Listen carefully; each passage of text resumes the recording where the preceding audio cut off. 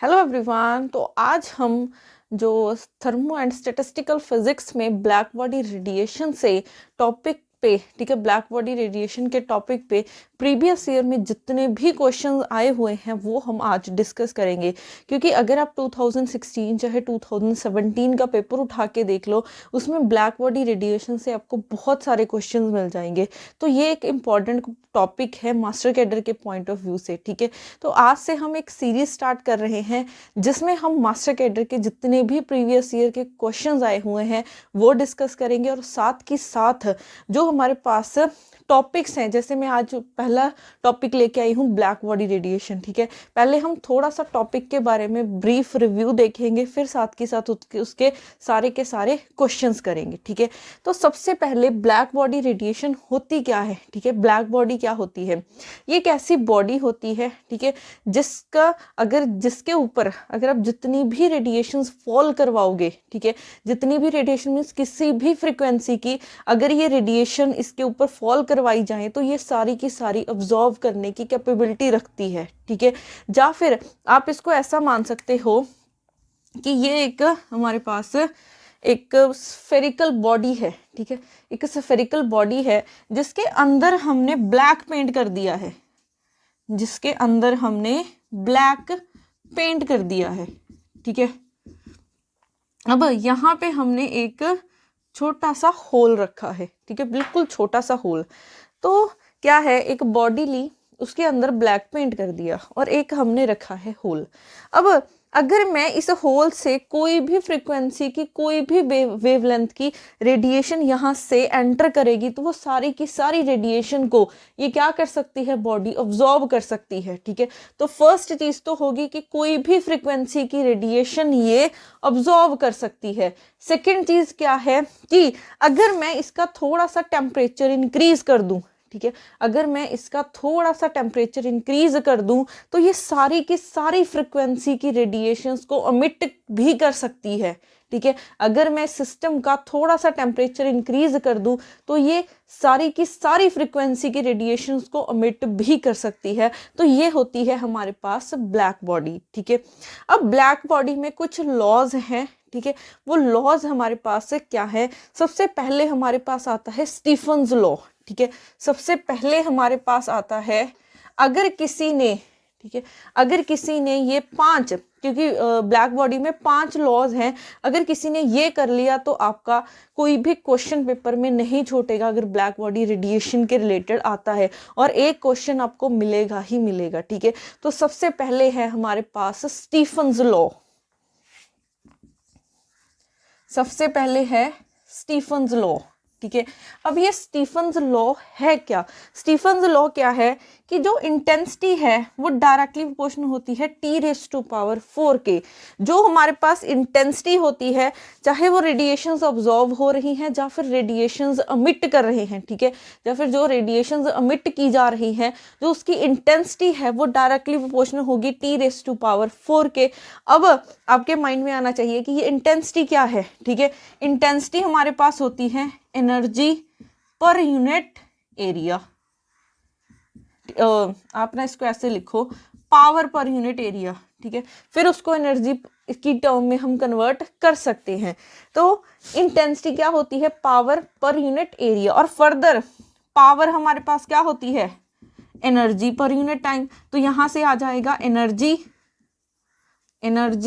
पर unit area per unit time, ठीक है, कि इतना एरिया में इतने टाइम में कितनी एनर्जी पास हो रही है उसको हम बोलते हैं इंटेंसिटी। तो जो इंटेंसिटी है उसकी टेम्परेचर के साथ वेरिएशन हमारे पास ऐसी होती है। यहाँ पे अगर मैं ये प्रोपोर्शनलिटी हटाऊं तो यहाँ पे आ जाएगा सिग्मा, वो आ जाएगा T⁴, और ये सिग्मा क्या है? ये स्टीफन्स कांस्टेंट है।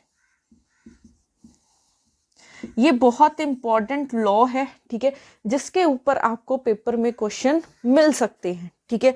अब नेक्स्ट, तो सबसे इंपॉर्टेंट हमारा लॉ हो गया है ये, ठीक है। अब इसी लॉ के ऊपर हमारे पास ये एक क्वेश्चन बेस्ड है, ठीक है। वो क्वेश्चन क्या है? Stefan's law of black body radiation is, क्या होगा? अगर आप इंटेंसिटी को लिख सकते हो energy per unit area per unit time, तो यहां से इसको लिख दो energy per unit area per unit time directly proportional to T raise to power 4। तो यहाँ से एनर्जी डायरेक्टली प्रोपोर्शनल आपको किसके दिख रही है, टी रेस टू पावर 4 के। यहाँ पे प्रोपोर्शनलिटी हटा के कांस्टेंट लगा दो, तो यहाँ से देखो ऑप्शन ए करेक्ट हो जाएगा। ठीक है, तो हमारे पास स्टीफन लॉ से देखो 2017 में ये क्वेश्चन आया हुआ है। ठीक है, तो ये बहुत इंपॉर्टेंट है ब्लैक बॉडी रेडिएशन। ठीक है, मास्टर कैडर के पेपर के पॉइंट ऑफ व्यू से। अब नेक्स्ट हमारे पास टॉपिक आता है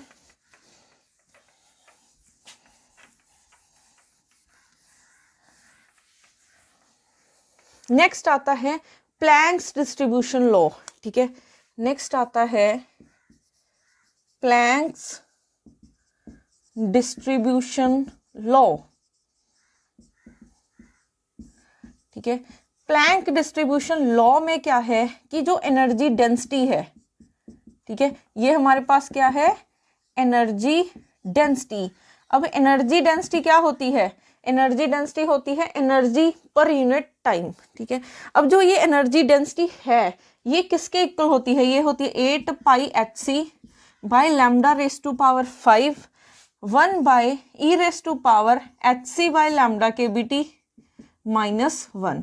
ठीक है, ये यहाँ पे आ जाएगा डी लैम्डा।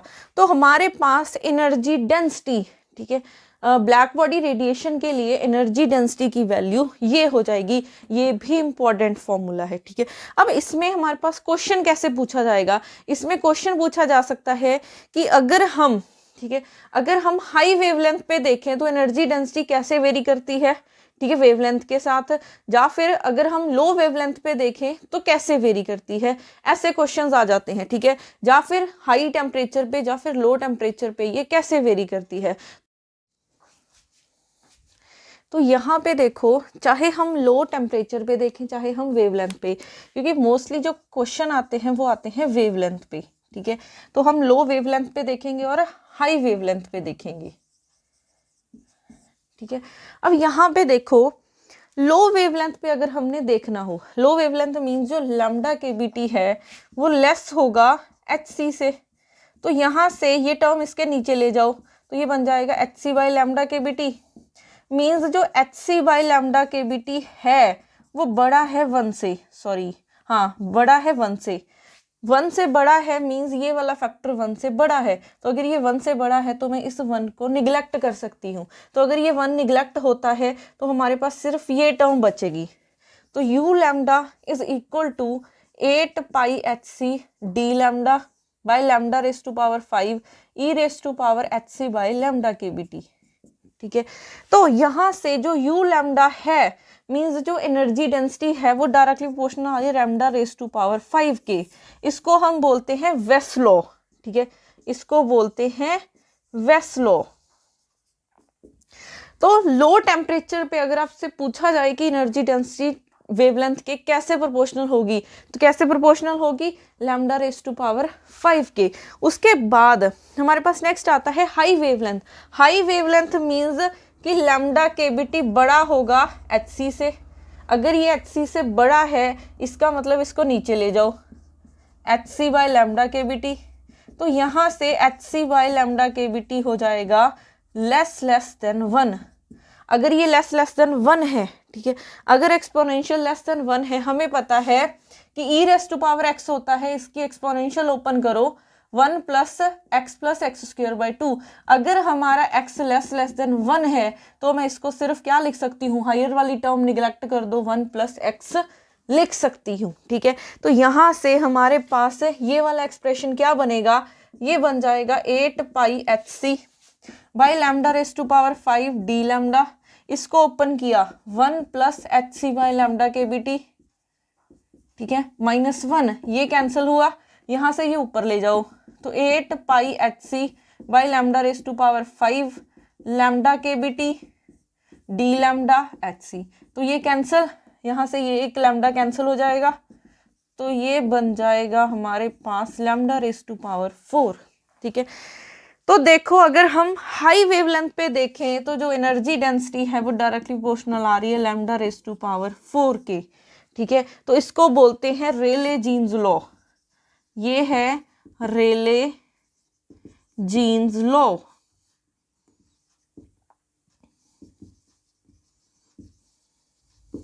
ठीक है, तो पेपर मास्टर कैडर के पॉइंट ऑफ व्यू से जो हमारे पास ये है कि लो वेवलेंथ पे ये कैसे वेरी करेगी एनर्जी डेंसिटी, ठीक है, वो वेरी करती है 1/λ⁵ और हाई वेवलेंथ पे ये वेरी करती है 1/λ⁴। तो आपसे पूछा जा सकता है कि वीन्स लॉ या फिर इसको ये क्या है, वेस लॉ है, ठीक है, कि वेस लॉ बताओ क्या होता है, ठीक है, इसका एक्सप्रेशन बताओ, या फिर रेले जीन्स लॉ क्या होता है, इसका एक्सप्रेशन बताओ, ये आपको पता होना चाहिए। तो इसको हम थोड़ा सा साइड पे लिख लेते हैं ताकि आपको ये चीज याद रहे, ठीक है। तो आपको याद देखो क्या रखना है, याद रखना है वेस लॉ, जिसमें क्या है lambda is directly energy density is directly proportional to 1/λ⁵। उसके बाद है रेले जीन्स लॉ, उसके बाद है रेले जीन्स लॉ। ये क्या है, u lambda is inversely proportional to λ⁴, ठीक है, ये भी इंपॉर्टेंट पॉइंट है। उसके बाद थर्ड चीज हमारे पास आती है, वो आता है Wien's law, Wien's displacement law, जिसके ऊपर लास्ट 3 ईयर्स से क्वेश्चन आ रहे हैं, ठीक है, लास्ट 3 ईयर्स से क्वेश्चन आ रहे हैं। तो देखो वो क्या होगा, सॉरी ये तो मैंने इरेज कर दिया। उसके बाद सबसे इंपॉर्टेंट टॉपिक आता है वीन्स डिस्प्लेसमेंट लॉ,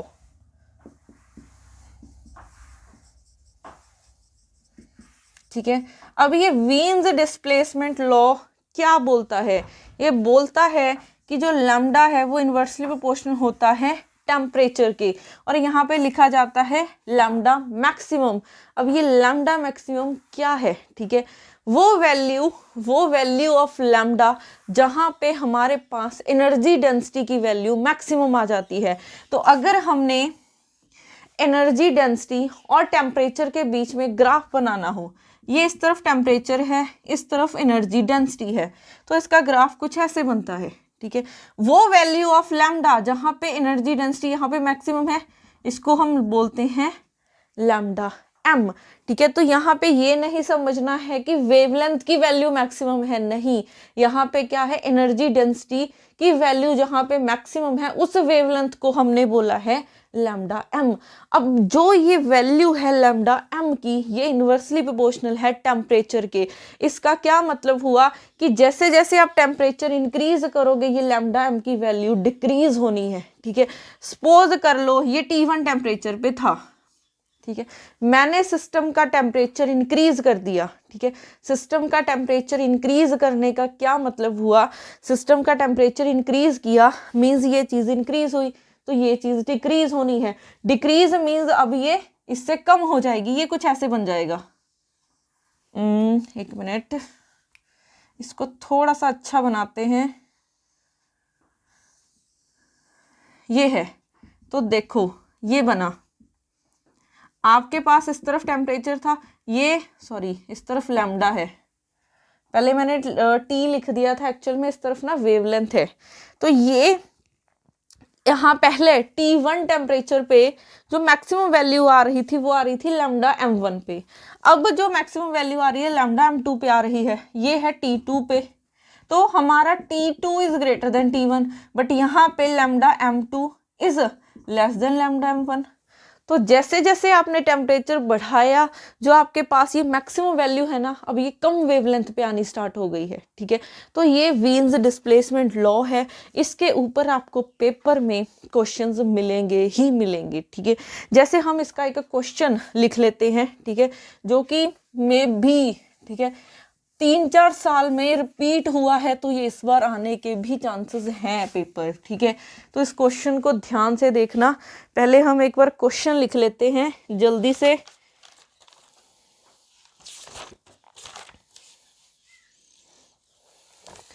देखो हमारे पास क्वेश्चन क्या है, question number 2, the wavelength of maximum emission lambda m maximum of a black body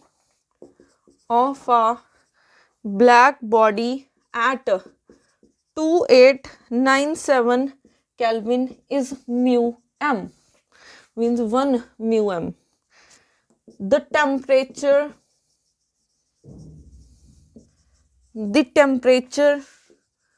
of the black body whose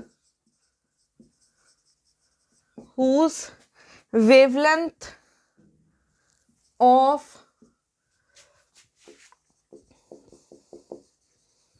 maximum emission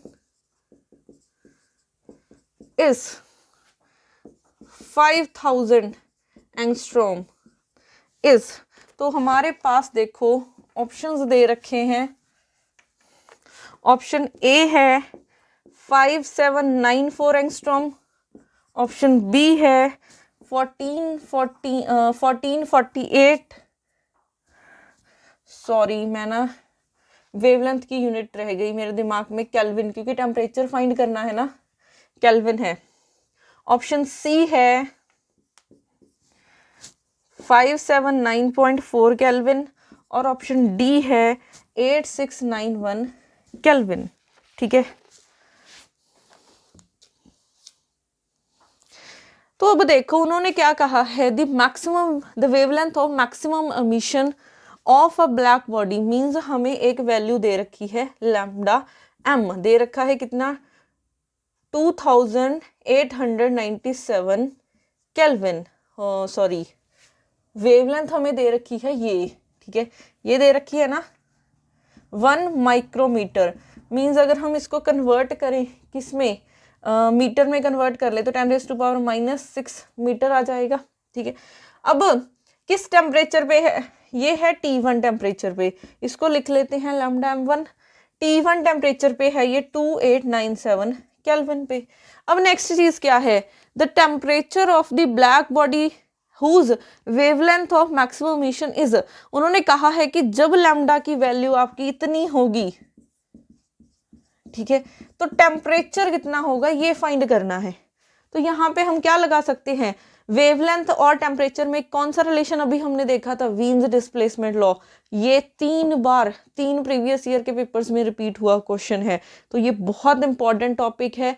ठीक है, तो उम्मीद है कि ये इस बार भी पेपर में आएगा ही आएगा। सिर्फ छोटा सा कॉन्सेप्ट है कि lambda m is inversely proportional to temperature. ठीक है, तो अब देखो यहां से हम लगाते हैं अपना फॉर्मूला। हमारे पास फॉर्मूला क्या है कि lambda m is inversely proportional to temperature, तो यहां से अगर मैं लिख दूं इज इक्वल टू कांस्टेंट, तो हम फर्स्ट के लिए लिखते हैं, फिर मैं लिख लेती हूँ सेकंड के लिए, आप इसको डिवाइड कर लो। ठीक है, डिवाइड किया तो यहाँ से, या फिर हम ऐसा लिख सकती हूँ, मैं इसको कांस्टेंट आ जाएगा यहाँ पे, इसको मान लो अल्फा। ठीक है, ये फर्स्ट के लिए हो जाएगा, फिर हो जाएगा सेकंड के लिए, इन दोनों को डिवाइड कर दो।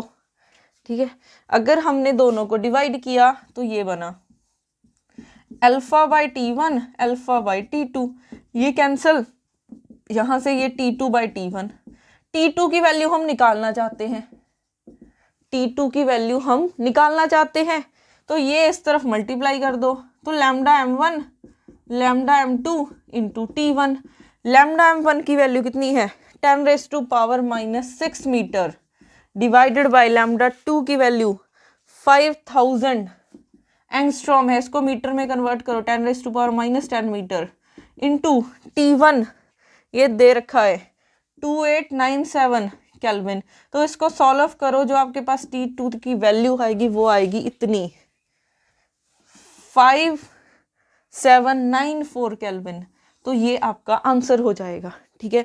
तो बहुत ही इजी क्वेश्चन है, ठीक है, सिर्फ कुछ चीजें याद रखनी है। तो ब्लैक बॉडी का कॉन्सेप्ट ऐसा है कि जो आपको मास्टर कैड में 1 मार्क्स दिलवा सकता है, ठीक है, क्योंकि ब्लैक बॉडी में सिर्फ आपको डेफिनेशन पता होनी चाहिए कि ब्लैक बॉडी है क्या। फिर उसके बाद स्टीफन्स लॉ है, फिर प्लैंक्स डिस्ट्रीब्यूशन लॉ है, इसमें हमने देखे हैं 2 लॉ, एक वेस्ट लॉ है, एक रेले जीन्स लॉ है, ठीक है, कि एनर्जी डेंसिटी वेवलेंथ के ऊपर कैसे डिपेंड करती है। Third the most important law is वीन्स displacement law, जिसमें से क्वेश्चंस आएगा ही आएगा आपको पेपर में, ठीक है।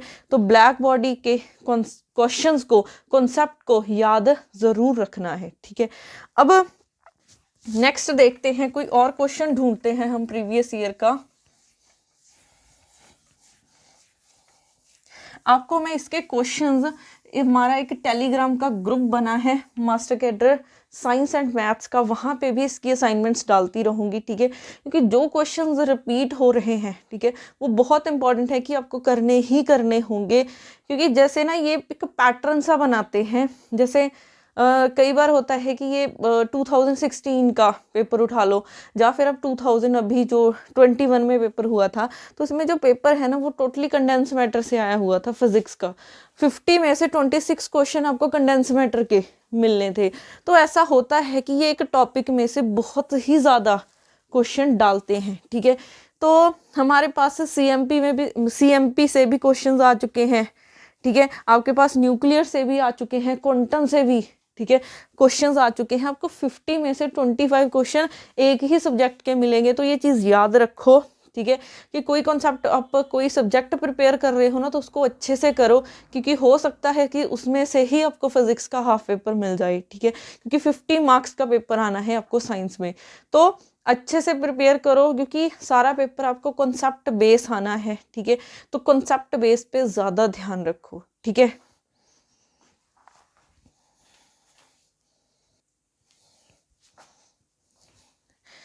काफ़ी स्टूडेंट्स कमेंट करते हैं कि क्या आपके साइंस और मैथ्स के लिए कोई पेड कोर्स चल रहे हैं। तो हमारे पास मैथ्स और साइंस के लिए पेड कोर्सेज चल रहे हैं, जिसमें हम लाइव क्लासेस, ठीक है, हम 10-11 पॉइंट्स कवर करवा रहे हैं स्टूडेंट्स को एक कंप्लीट कोर्स में। तो सबसे पहले हम पॉइंट्स देख लेते हैं कि अगर किसी ने मास्टर कैडर, ठीक है, या तो फिर फिजिक्स केमिस्ट्री मैथ्स का कोर्स ले रहे हो आप, या फिर अकेले मैथ्स का ले रहे हो, लेक्चर कैडर मैथ्स की प्रिपरेशन कर रहे हो, या फिर आप बॉटनी जूलॉजी और केमिस्ट्री की प्रिपरेशन कर रहे हो, ठीक है, तो हम एक कंप्लीट कोर्स में क्या क्या प्रोवाइड करवा रहे हैं, ठीक है। एक कोर्स में आपको ये 11 पॉइंट्स कवर करवाए जाएंगे। तो 11 पॉइंट्स देख लेते हैं जल्दी से कि कौन से होंगे। फर्स्ट, लाइव क्लासेस मिल रही हैं आपको डेली की, ठीक है, हर एक सब्जेक्ट की 2 आवर की डेली लाइव क्लास होती है। उसके बाद रिकॉर्डिंग्स मिल रही है, जो लाइव क्लास लगेगी अगर किसी की मिस हो जाती है तो आपको साथ में रिकॉर्डिंग भी मिल जाएगी। उसके बाद प्री रिकॉर्डेड लेक्चर्स, 2 हमने स्पेशल, ठीक है, लेक्चर्स रिकॉर्ड किए हुए हैं, जो हमारा एक रिकॉर्डेड लेक्चर्स का बैच भी चल रहा है। वो सारा का सारा कंप्लीट सिलेबस आपको हमारी टेक ऐप में मिल जाएगा, वो भी सारा आपको प्रोवाइड करवाया जा रहा है, ठीक है। उसके बाद हार्ड कॉपी हम बाय कुरियर आपको सेंड कर देंगे आपके घर पे। उसके बाद सॉफ्ट कॉपी आपको हमारी टेक ऐप में मिल जाएगी नोट्स की, ठीक है। उसके बाद असाइनमेंट्स ऑफ ईच टॉपिक, ठीक है, जो भी आज क्लास में जैसे कोई टॉपिक करवाया उसकी साथ के साथ असाइनमेंट टेक ऐप पे अपलोड कर दी जाएगी। उसके बाद सारे प्रीवियस ईयर के क्वेश्चंस करवाए जाएंगे विद सॉल्यूशंस, ठीक है। उसके बाद लाइव मॉक टेस्ट होंगे हमारी टेक ऐप पे। उसके बाद 2500 प्लस प्रैक्टिस के लिए आपको क्वेश्चंस दिए जाएंगे हर एक सब्जेक्ट के लिए। उसके बाद यूनिट वाइज वीकली टेस्ट होते हैं, कोई 5 दिन में जो टॉपिक करवाया फिर उसका सैटरडे को टेस्ट होता है, संडे को टेस्ट रखा जाता है, ठीक है। तो वीकली टेस्ट होते हैं आपके जानने के लिए कि क्या स्कोर बन रहा है, आप कितना ठीक है प्रोग्रेस कर रहे हो, ठीक है। उसके बाद सबसे इंपॉर्टेंट चीज जो आपको मास्टर कैडर का या फिर लेक्चर कैडर का कोर्स करवा रही है वो सारी नेट JRF क्वालिफाइड टीचर्स हैं, ठीक है। तो ये भी इंपॉर्टेंट पॉइंट है। उसके बाद जो कंप्लीट सिलेबस है हम 2 मंथ्स में कंप्लीट करवा रहे हैं, क्योंकि देखो सरकार का रिकॉर्ड रहा है कि 2 मंथ्स में जैसे ही नोटिफिकेशन आती है उसके बाद आपको 45 डेज दिए जाते हैं। तो अभी इलेक्शंस की वजह से हमें 2 मंथ्स मिल जाएंगे, ठीक है। अगर तो हम ये लेके चले कि आपको 5 to 6 मंथ अभी हैं पेपर में, ठीक है, क्या हमारे पास कोई कंफर्मेशन है? आपके पास कोई कंफर्मेशन है? नहीं है कि पेपर कब होगा। पेपर कभी भी हो सकता है 2 मंथ के बाद, क्योंकि 15 मार्च तक तो इलेक्शंस चलेंगी, ठीक है। तो अगर हम ये टारगेट लेके चलें कि पेपर 5 to 6 मंथ बाद होगा, तो अगर पेपर 2 मंथ में आ गया तो बच्चों का तो टोटली लॉस है ना, तो वो लॉस हम होने नहीं देंगे, ठीक है। तो हम अभी 2 मंथ्स में पहले तो आपको अच्छे वे से सिलेबस कंप्लीट करवाएंगे, ताकि अगर 2 मंथ्स के बाद साथ के साथ पेपर हो जाता है तो आप प्रिपेयर्ड हों, ठीक है। मास्टर कैडर को क्रैक करने के लिए आप प्रिपेयर्ड हों, ठीक है। प्लस अगर आपका पेपर 4 to 5 मंथ जाता है तो 2 मंथ्स तो आपको सिलेबस कंप्लीट करवाने में चलेंगे, मींस आपकी पूरी प्रिपरेशन करवाने में। फिर उसके बाद चलेंगे आपकी रिवीजन स्टार्ट होगी, फिर आपको कंप्लीट मॉक टेस्ट चलेंगे, ठीक है। मॉक टेस्ट मींस आपको 150, जैसे आपका पेपर होता है ना फाइनल, वैसा ही आपको पेपर डेली के डेली आपको करवाया जाएगा, ठीक है, ताकि आपकी प्रैक्टिस हो सके टिल एग्जाम, ठीक है। तो आपकी टिल एग्जाम ये प्रिपरेशन चलने वाली है। तो आप कोई भी अगर सेल्फ स्टडी भी कर रहा है ना, तो आप ये मत सोचो कि पेपर कभी, है ना, कि अभी कौन सी डेट आई है, ठीक है। ये डेट निकालने में एक झटका 1 मिनट लगाते हैं ये डेट निकालने में, ठीक है। तो आपको ये बता, जैसे PS टेट के लिए हुआ था, PS टेट में आपको सिर्फ 1 मंथ दिया गया, 1 मंथ भी नहीं था, 28-29 डेज आपको मिले थे, ठीक है। तो वैसे ही इस पेपर के साथ भी हो सकता है। तो मिनिमम आपको 2 मंथ मिलेंगे, तो उसमें आप अपनी प्रेपरेशन अच्छे से कर सकते हो, ठीक है। अगर कोई भी हमारे पेड कोर्सेज लेना चाहता है तो आप वो भी ले सकते हो, ठीक है। तो आपको ये सारे 10 पॉइंट्स कवर करवाए जाएंगे, ठीक है। तो बाकी कल हम एक नए टॉपिक के साथ मिलेंगे, जिसमें हम सारे प्रीवियस ईयर के क्वेश्चंस करेंगे, प्लस साथ में आपको कॉन्सेप्ट करवाऊंगी, जिसमें से क्वेश्चन आएगा ही आएगा पक्का, ठीक है। तो नेक्स्ट वीडियो सब ने देखनी है, और इसकी असाइनमेंट्स भी टेलीग्राम ग्रुप में मिल जाएंगी, तो टेलीग्राम ग्रुप भी ज्वाइन कर लो। Thank you so much.